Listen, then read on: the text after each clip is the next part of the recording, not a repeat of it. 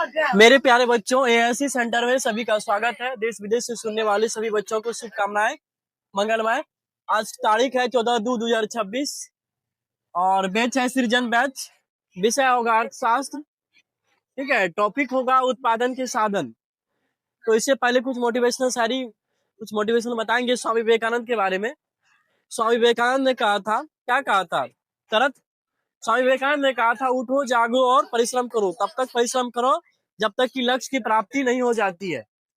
तो इस बात को एक महान पुरुष ने कहा है, उस बात को प्यारे बच्चों ग्रहण करनी चाहिए। ठीक है, तो आज हम लोग उत्पादन के साधन के बारे में बताएंगे। प्यारे बच्चों, उत्पादन के कितने साधन होते हैं उस दिन बताए थे ना? उत्पादन के 5 साधन है। उत्पादन के 5 साधन है प्यारे बच्चों। क्या क्या है? पहला नंबर में है भूमि। दूसरा में क्या है? दूसरा नंबर में है श्रम। तीसरा में है पूंजी। चौथा में है व्यवस्था या संगठन।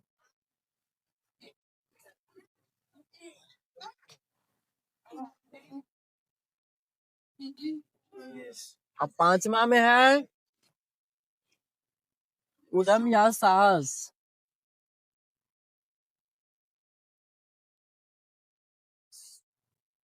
प्यारे बच्चों, ये बात जानते हो कि उत्पादन करने के लिए 5 साधन अनिवार्य है।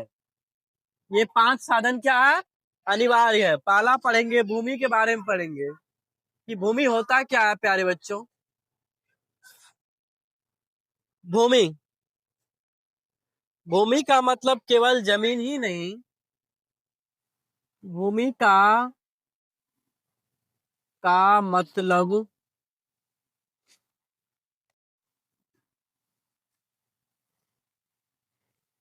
सभी पदार्थों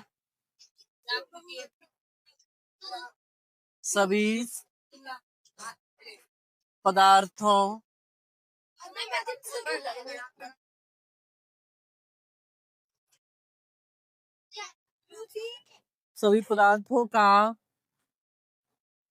उत्पादन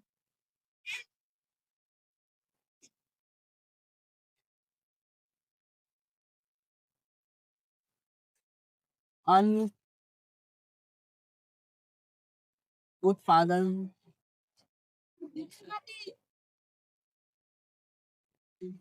एवं मानव जीवन के हर आवश्यकता एवं पर्यावरण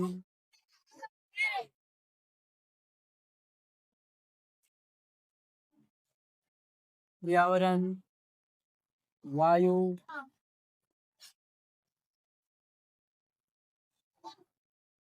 जल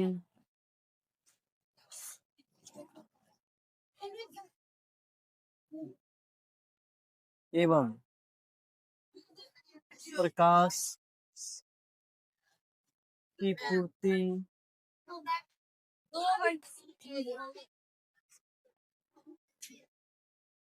करने से है।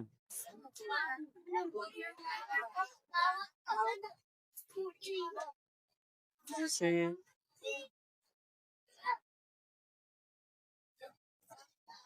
हम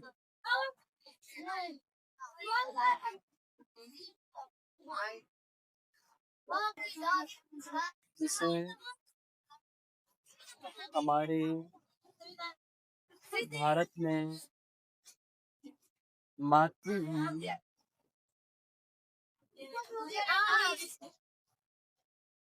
धरती माता का दर्जा प्राप्त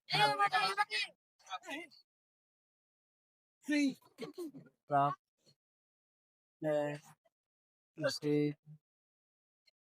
हम भूमि या भूमि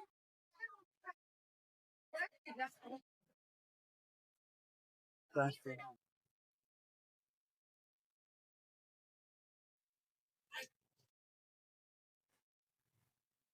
प्यारे बच्चों, भूमि का मतलब है, भूमि किसे कहते हैं? भूमि का मतलब है सभी पदार्थों का उत्पादन, अन्न उत्पादन एवं मानव जीवन की हर आवश्यकता एवं पर्यावरण, वायु, जल एवं प्रकाश की पूर्ति करने से है, जिसे हमारे भारत में हमारे भारत में धरती माता का दर्जा प्राप्त है, उसे हम भूमि या पृथ्वी कहते हैं। ठीक।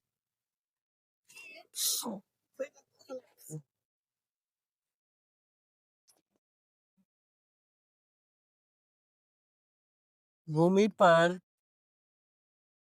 अनेक प्रकार के अनेक प्रकार के मानव जीवन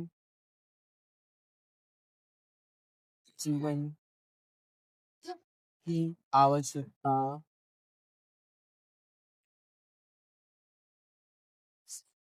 मानव जीवन की आवश्यकता से संबंधित संबंधित प्राकृतिक प्राकृतिक संसाधन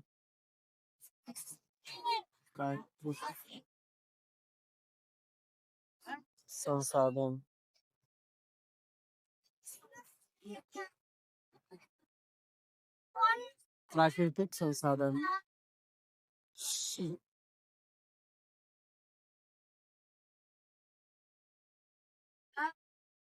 प्राकृतिक संसाधन पाए जाते हैं।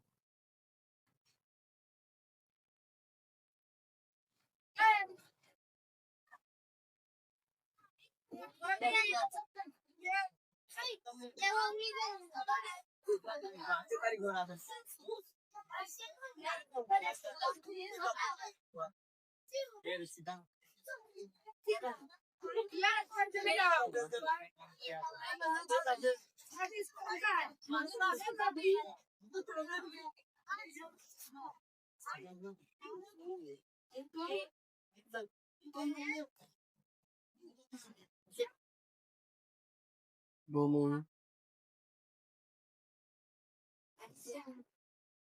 या पृथ्वी सौर मंडल का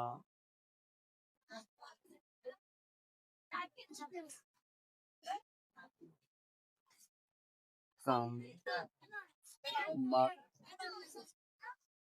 एक ऐसा ग्रह है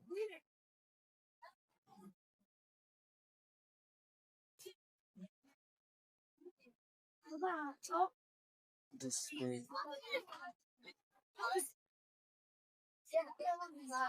जीवन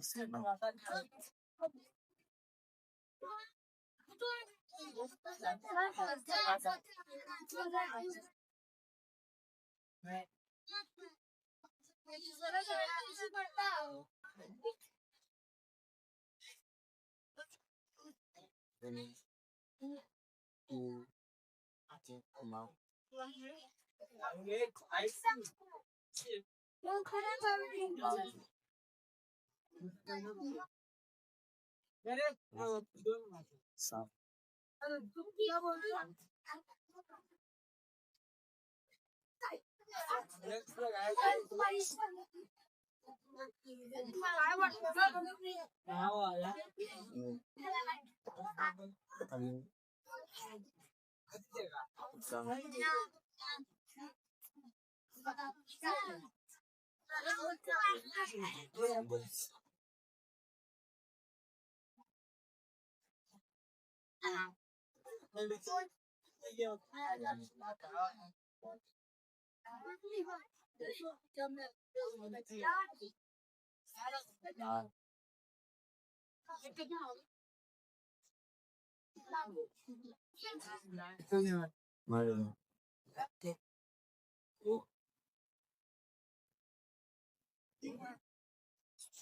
उतारो तो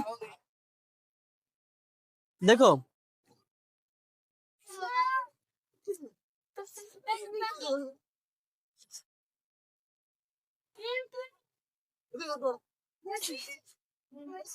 उतारो उतारो इसको, जल्दी उतारो।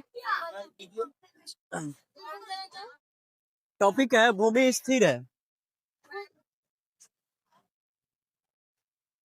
देखने के लिए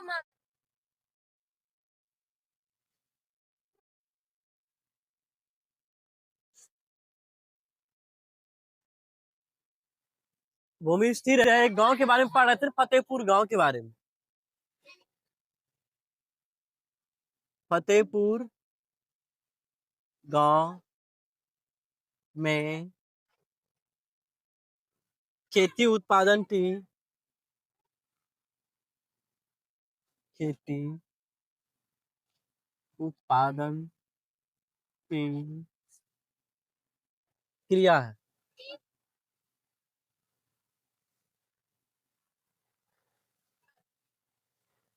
क्रिया है। यहाँ काम करने वाले 75% लोग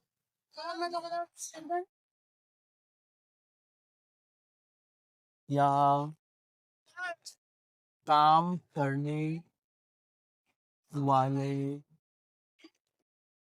75% लोगों को जीविका का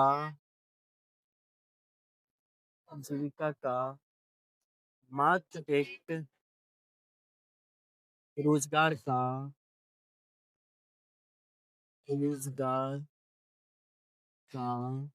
का साधन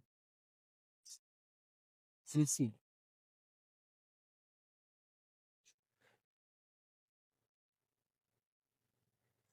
फतेहपुर गांव में खेती उत्पादन की क्रिया है। यहाँ काम करने वाले 75% लोग को जीविका मात्र एक रोजगार का साधन कृषि है।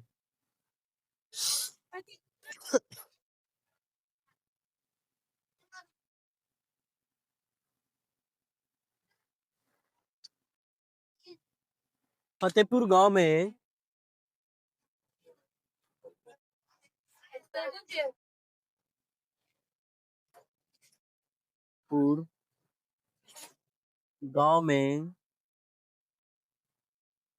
फतेहपुर गांव में 1960 से आज तक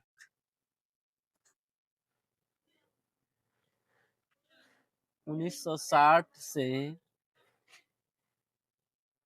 आज तक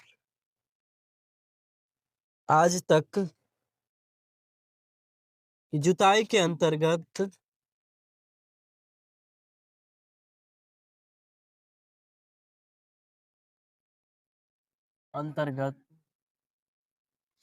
जुताई के अंतर्गत भूमि क्षेत्र में कोई विस्तार नहीं हुआ है। जुताई के अंतर्गत भूमि क्षेत्र में कोई विकास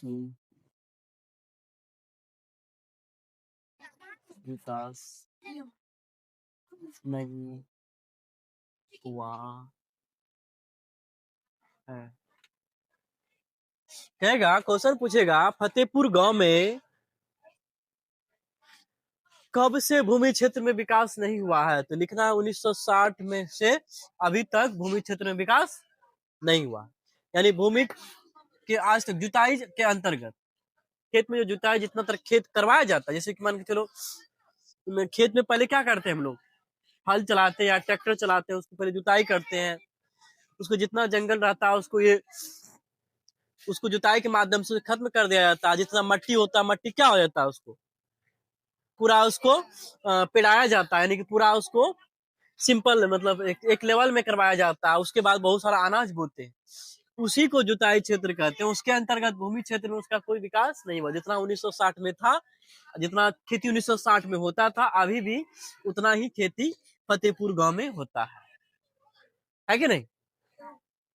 तो इससे क्या होता, देखो क्या हुआ कि मान के चलो किसी गांव में तुम्हारा मन के प्रवाह पंचायत की बात ले ले, ठीक। 1960 में मान के चलो यहाँ के किसान जो थे 50 मान के चलो, मतलब मैथमेटिक्स में मानता है ना, मान लो एक्स है, मान लेता है ना एक्स है, वैसे ही मान लेते हैं कि प्रवाह पंचायत के लोग 60 एकड़ 100 एकड़ जमीन पहले करते थे 1960 में, 100 एकड़ जमीन करते थे। अभी कितना चल रहा है 2016, तो इस बीच में जनसंख्या तो काफी बढ़ गया ना, 2026 आ गया, ठीक, 1960 अभी 2026, तो उस बीच में कितना अंतराल हुआ अंतराल, इस बीच में काफी जनसंख्या बढ़ गया, जनसंख्या का विस्तार हुआ, अब घर भी बनाने के लिए जमीन होना चाहिए ना, अब तो जमीन घटेगा ना। जहां 1960 में 100 एकड़ जमीन करते थे लोग किसान, अब 2026 में कितना करते होंगे, मान लेते हैं उसका आधा करते होंगे, 100 एकड़ जहाँ करते वहां 50 एकड़ करते होंगे। ऐसा क्यों हुआ, कारण यह हुआ कि जनसंख्या में जो विस्तार हो रहा है, तो घर बनाने के लिए जमीन कहाँ होना चाहिए, घर भी बनाएगा ना रे, है कि नहीं। तो खेती जो एग्रीकल्चर जो होता है उसमें क्या होगा, उसका क्षेत्रफल घटेगा ना। तो आने वाला जो भविष्य है 50 साल के बाद की बात हम लोग कल्पना करते हैं, तो मेरा माइंड में कैसा, हम लोग का माइंड में कैसा फिगर बनता है, जो 1960 में जितना खेती होता था अब उतना नहीं हो पाएगा। आने वाले भविष्य में लोग एक जमीन जो है ना, भूमि विवाद बहुत ज्यादा डिफिकल्ट होगा, क्योंकि कारण यह है कि जनसंख्या का विस्तार। तुम्हारे पिताजी, मान के चलो उदाहरण देते, तुम्हारे पिताजी 4 भाई, ठीक, तो 4 भाई हिस्सा होगा तो 4 तो आर बनेगा दे। अब तुम्हारे पिताजी को 4 भाई तुम्हारे पिताजी, उसका बेटा होगी, उसका बेटा भी 4, फिर उसका बेटा होगा 4, कितना आर बनेगा। आने वाले भविष्य में उसको घर बनाने के लिए जमीन नहीं मिलेगा, ऐसा समस्या उत्पन्न होने वाला है। वही कल्पना किया फतेहपुर गांव 1960 से लेकर अभी तक जितना खेती होता था जुताई के अंतर्गत, उसमें कोई विकास नहीं हुआ। पहले उतना होता था, अभी उतना इतना ही हो रहा। कारण यह है कि वह गांव अभी भी विकसित गांव की श्रेणी में नहीं आया। मान चलो हमारे फॉरबिसगंज प्रखंड की बात ले, 1960 में फॉरबिसगंज में कोई डेवलपमेंट का कार्य नहीं हुआ, बड़े बड़े बिल्डिंग नहीं हुआ करता था। अब जाके देखो बड़ा बड़ा बिल्डिंग मिल जाएगा। परवाह चढ़ी मुसहरी के अंतर्गत कोई भी लिफ्ट से कोई व्यक्ति नहीं चढ़ता था। कोई अपना घर जो बनाया है, घर में खास करके लोग लिफ्ट नहीं बनाता। हो गया हमारे चढ़ी मुसहरी पंचायत में हो गया, लिफ्ट से चलता है ना।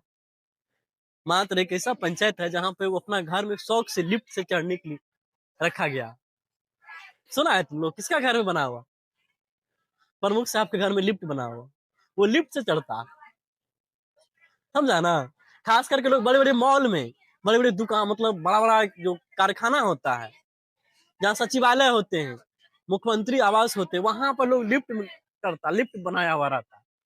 खास करके लोग अपने रहने के लिए घर में वैसे डेवलपमेंट का कार्य नहीं करते, ठीक। तो इसी प्रकार से आने वाले भविष्य में जितना भी आधुनिकीकरण होगा, उतने ज्यादा वन की कटाई होगी, उतने जीव जंतु नष्ट हो जाएंगे। अभी संकट के बाघ जो है, बंगाल टाइगर, बाघ हमारे अब विलुप्त के कगार पे आ गए हैं, जब वन की लगातार कटाई हो रही है। मध्य प्रदेश विश्व भारत में सबसे अधिक वनों वाला राज्य को कहा गया मध्य प्रदेश। किसको कहा गया है, सबसे अधिक वन भारत में मध्य प्रदेश। वहां पे सबसे ज्यादा बाघ कहाँ है, सबसे ज्यादा मध्य प्रदेश में ही है। मध्य प्रदेश की राजधानी भोपाल है, ठीक ना। भोपाल को सबसे स्वच्छ शहर के घोषित किया गया। भारत में सबसे स्वच्छ रेलवे स्टेशन और सबसे स्वच्छ डिस्ट्रिक्ट भोपाल को कहा गया। वहां लोग इतने ज्यादा सतर्क होते हैं, इतना स्टैंडर्ड है वहां के लोग। कोई तुम्हारे सामने कचरा फेंक देगा, प्लास्टिक फेंक देगा, तुमको हाथ पकड़ के तुमसे उठाएगा। तुम कितना बड़ा करोड़पति क्यों नहीं है, तुम फेंक दिया ना, तुमको पकड़ के लाएगा, उठाओ। नहीं उठाया 10 आदमी बुला के तुम्हारा इंसल्ट ही करेगा, प्रशासन को फोन करेगा, ये व्यक्ति कचरा फैलाते हैं, पकड़ के लेके चल जाएगा। बिहार में बता दो तो कोई ऐसा जिला है, वहां के लोग कितने एक्टिव है अपने जिला को, अपने राज्य को स्वच्छ बनाने के लिए, समझा।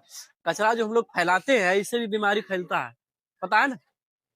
उससे जो गंदगी फैलेगा, और जहां पर हम लोग कचरा फैलाते हैं वहां पर पेड़ पौधा भी जल्दी नहीं उगता है। प्लास्टिक, तुम लोग पता है ना, प्लास्टिक कई लाखों कई हजारों वर्ष तक वो जीवित रहते, वो सड़ते नहीं। तो वही सब समस्या है। लगातार हमारे देश आधुनिकीकरण की ओर बढ़ रहा है, उसका विकास लगातार होते जा रहे हैं, बड़े बड़े इंडस्ट्रीज लग रहे हैं, कारखाने लग रहे हैं, लगातार जनसंख्या बढ़ रही है। इतनी जनसंख्या बढ़ रही है, हमारे वैज्ञानिक ने कल्पना किया है कि पूरे वर्ल्ड की जब बात लेते हैं तो पूरे वर्ल्ड में जनसंख्या 1 सेकंड में 1 बच्चे पैदा हो, पूरे वर्ल्ड का जब लेते हैं तब। और जब भारत की बात लेंगे, 1 सेकंड में 1 बच्चा पैदा हो। अब सोचो कितना ज्यादा ये डेवलपमेंट की ओर जा रहा है, समझा ना। और जब भारत की बात लेते हैं, भारत का भी कल्पना किया गया है, पूरे भारत में भारत की क्षेत्रफल कितनी है? 32.8 लाख करोड़, यही है ना, वर्ग किलोमीटर उसका स्क्वायर करना हो, समझा ना। इतनी जा रही जितना क्षेत्रफल है, और उसकी जनसंख्या अभी जो है कि 140 करोड़ के लगभग, यानी चाइना को भी पार कर गया। इसके पीछे बहुत सारा रहस्य छुपा हुआ है। सरकार जनसंख्या नियंत्रण से संबंधित कोई कानून नहीं बनाया, ठीक है ना। भारत का भी कल्पना किया गया, भारत में भी कहा गया 1 मिनट में 1 बच्चे जन्म लेते हैं, प्रत्येक मिनट में, पूरे भारत। अब विश्व की बात करेंगे, सेकेंडों में हो रहा। कितने डेवलप, आप बताओ, पूरे विश्व का बात लेते हैं बाबू, तो क्षेत्रफल में कोई विस्तार हो रहा है? हो रहा विस्तार? सुन रहा मेरा बात? क्षेत्रफल में कोई विस्तार हुआ है? क्षेत्रफल उतने रहेगा रे। तुम्हारे दादाजी जो थे, तुम्हारे दादाजी के पास 4 एकड़ जमीन मान लो, तो क्या तुम लोग आया तो बढ़ गया, दुगुना जमीन हो जाएगा? नहीं होगा, उतना ही रहेगा ना। यदि तुम लोग कमा करके एक्स्ट्रा तुम खरीद लिया तो वो अलग की बात, समझा ना। जब पूरे विश्व की बात लेते हैं, जो क्षेत्रफल है विश्व की बात, जो क्षेत्रफल है, क्षेत्रफल उतने ही रहेंगे ना। आदमी लगातार बढ़ रहे हैं, आने वाले समय में विस्फोट होगा, जनसंख्या विस्फोट, पृथ्वी भी खत्म हो जाएगी। पृथ्वी सहन कर पाएंगे उतने क्षेत्रफल, उतने ज्यादा एसी को, है कि नहीं? उसको भी कुछ लिमिट है ना रे। बात को कहा गया कि 3 तरफ जल से गिरा हुआ है।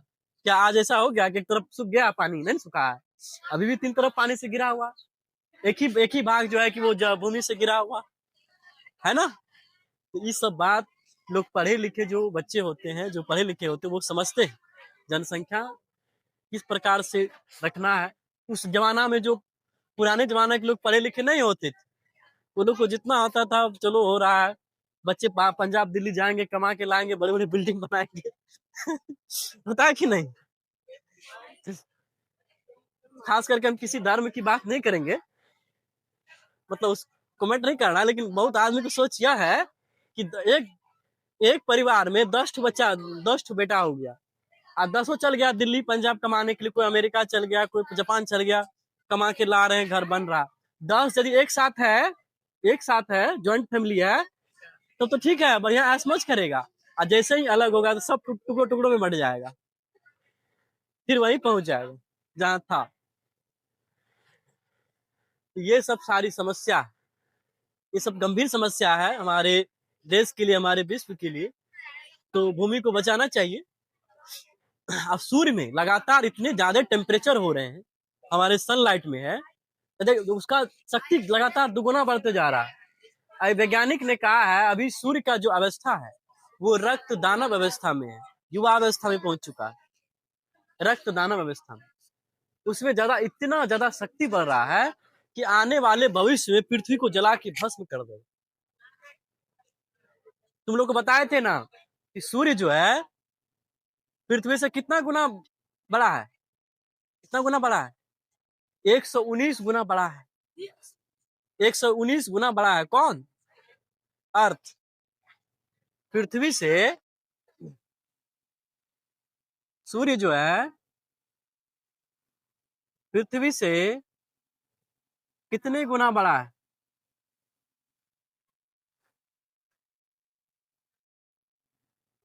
बड़ा है, लिखना है 119 गुना।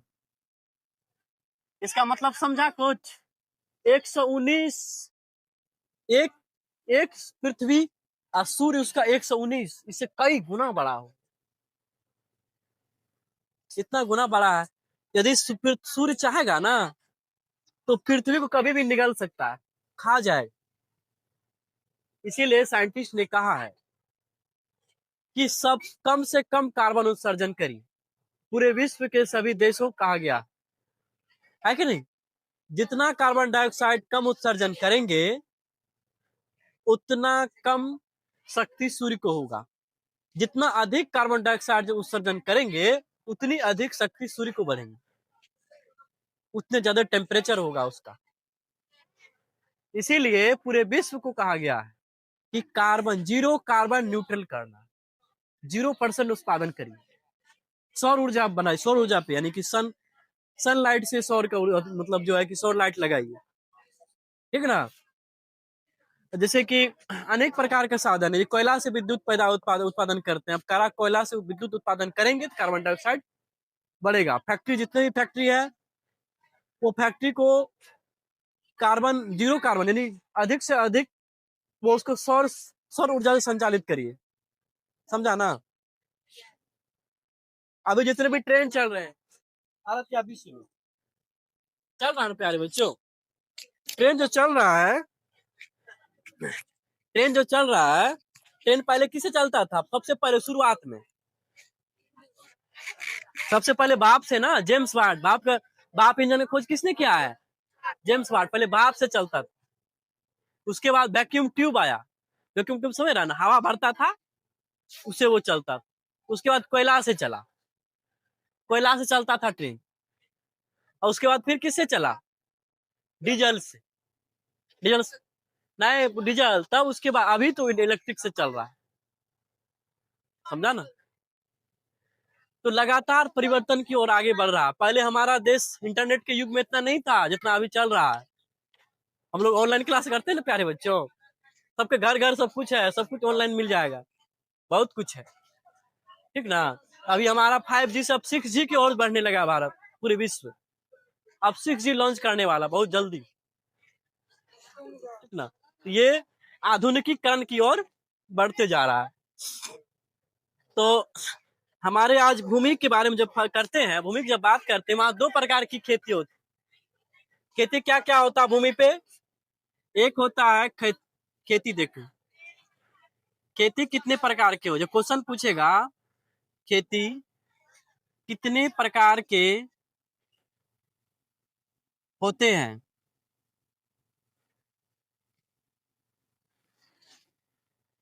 मुख्यतः जब कहेगा मुख्यतः तब लिखना, मुख्यतः तो लिखना है 2 प्रकार।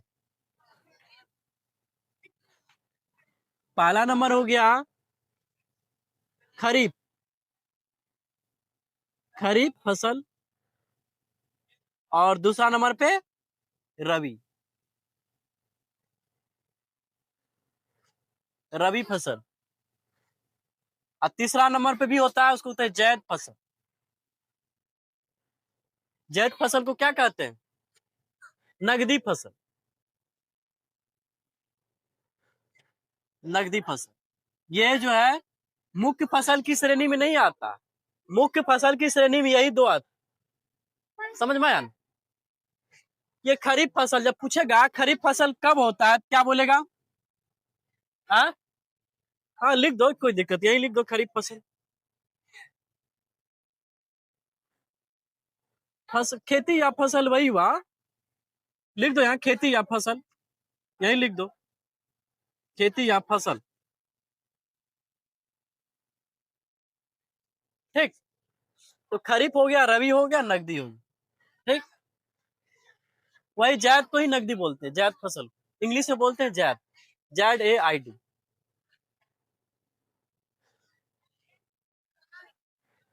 देखो अब जो है, अब पूछेगा जब खरीफ फसल कब होता है, खरीफ फसल कब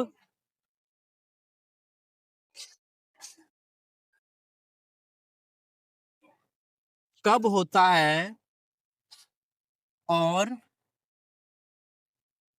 कितने दिनों में तैयार हो जाता?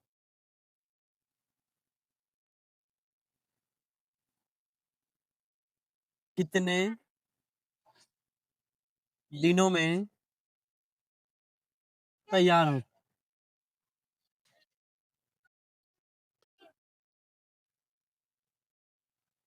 प्यारे बच्चों, खरीफ फसल जो होता है गर्मी, गर्मी क्या बोलते हैं, समर, गर्मी के मौसम में होता है। खरीफ फसल गर्मी में होता है, ठीक है, वो दूसरा है, ठीक है। जुलाई से अक्टूबर, जुलाई से गर्मी में होता है। और ये कब से होता है, जुलाई से, जुलाई से अक्टूबर।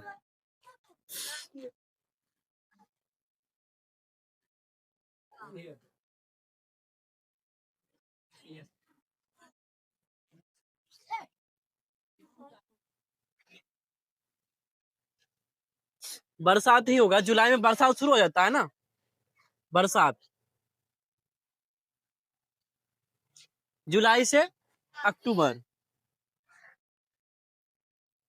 अक्टूबर, जुलाई से अक्टूबर, ठीक। आप कहेगा रबी फसल कब होता है?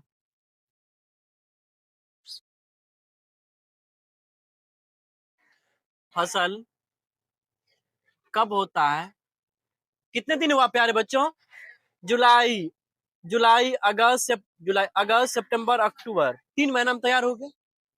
ये फसल 3 महीना में तैयार हो जाए।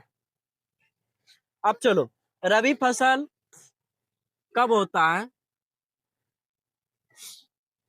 होता है और कितने दिनों में होता है,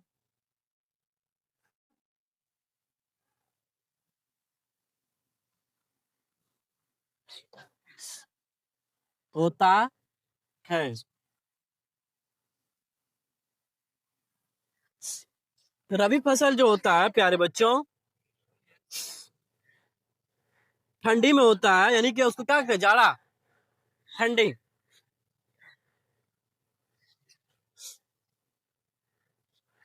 ठंडी में होता है।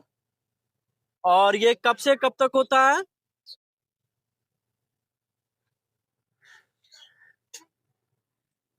नवंबर से लेकर के फरवरी तक होता है। नवंबर से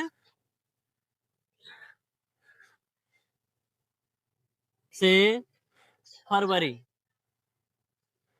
देखो तो, नवंबर, दिसंबर, जनवरी, फरवरी, ये भी 3 महीना में तैयार हो गया।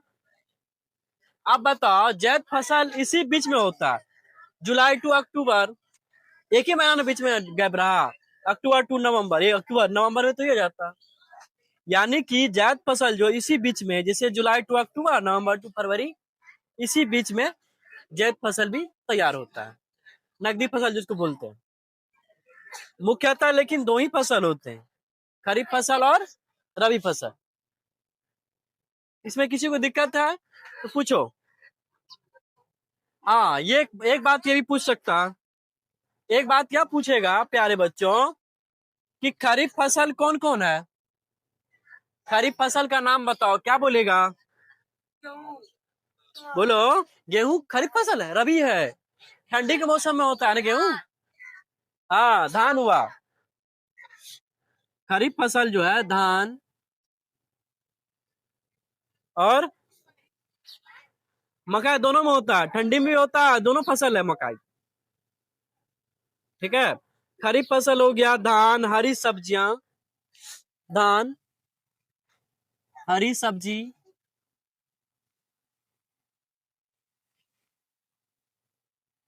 ठीक। और मकई भी कह सकते हैं, मकई दोनों में होता है, लेकिन मकई जो है दोनों में होता है। ये खरीफ फसल हो गया प्यारे बच्चे, धान और हरी सब्जी। रबी फसल मकई भी दे सकता है इसमें, लेकिन मकई दोनों में कहलाता है, वो खरीफ फसल भी है और रबी फसल भी है। मकई जो है 12 मास होता है, देखा है तुम लोग, मकई काट के फिर तुम मकई लगा सकता है। चलो, ये जो हो गया ना, इसका फसल हो गया, रबी फसल हो गया, गेहूं, जौ और मटर, आलू, दलहन तिलहन दे दो, दलहन और तिलहन, तिलहन। ठीक, ये सब फसल क्या है, रबी फसल है। तो ये सब ऑब्जेक्टिव में आता है कि खरीफ फसल में इनमें से कौन खरीफ फसल है, टिक लगाने वाला होता है। कहेगा इनमें से कौन रबी फसल है, बहुत सारा ऑप्शन दे देगा, उसमें टिक लगाना।